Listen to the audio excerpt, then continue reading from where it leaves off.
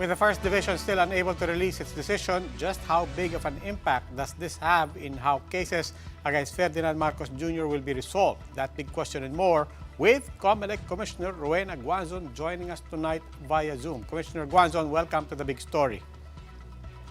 Thank you, Robbie. Good evening. Yes, Commissioner Guanzon, a lot of people, because of all the noise you've made, have circled February 2 on their calendars tomorrow as a red letter day. You have, of course, spoken out about Commissioner Ferolino, but I want to ask you what about Chairman Abbas? Your call for him to intervene, that not having happened so far, are you taking him to task for that as well?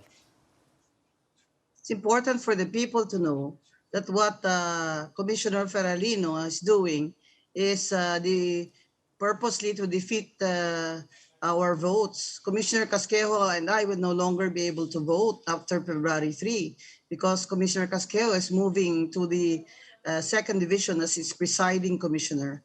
And I think Chairman Abbas did what he could after our executive session, where, of course, Ferolino was absent.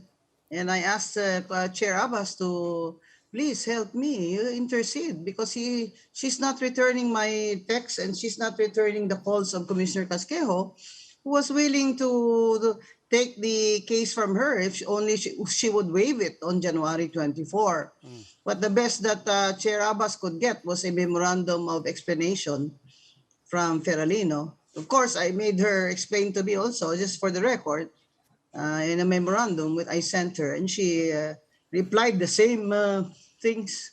Okay. That it takes her a while to read the files, but it's only 15 pages. Yes, but The Commissioner answer is only Guanzon, 15 pages, and she was in the hearing, and it was all admitted. The facts are all admitted. And it's been, 21, 22 days when the rule says only 15 days? yes, and No Commissioner matter of Guanzon, national we are importance. speaking precisely. I think Chairman Abbas just did his best under the circumstances, but did not put his foot down. Yes, and ultimately we're talking about the timeline. We're concerned about the timeline with your retirement, and now, as you are pointing out, with the movements, particularly with Commissioner Casquejo. What does this do in the worst case scenario? So back to square one. Am I understanding correctly? Back to square one itong kasong to. And with everything else, what is the worst case scenario? As you pointed out, this goes all the way to the Supreme Court. Does that mean that by the time this is all resolved, does that mean that by the time this is all resolved, it's possible na tapos na ang election? I already said that the grand design is to delay this so that the Supreme Court will rule on this with finality already perhaps after the end of the election. And he is hoping to win so that he could sit.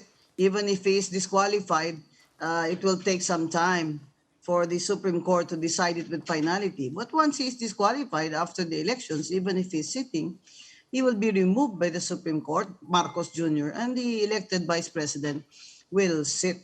Now, because of what Ferolino has done, now, a new incoming presiding commissioner, Senior Commissioner Socorro Inting, formerly Justice of the Court of Appeals, will be in the first division as presiding commissioner. I believe under the rules, this will now have to be re-raffled to a new ponente, since the majority of the commissioners are no longer with the first division.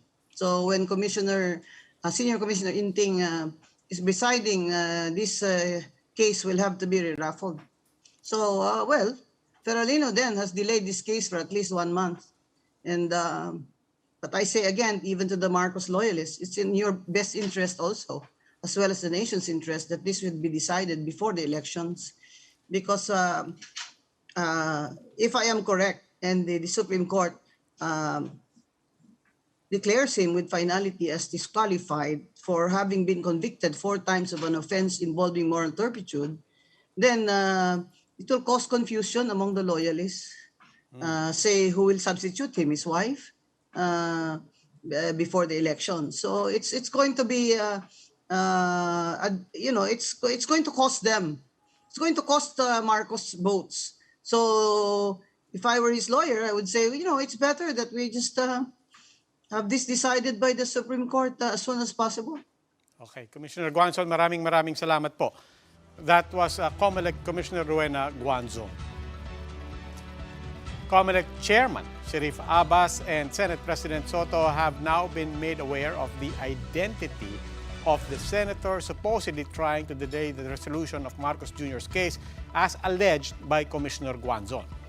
In an online press briefing, Guanzon said that she and Soto have agreed to discuss the matter over the phone. She says she is more confident to bear the identity to Soto given her protection under privileged communication.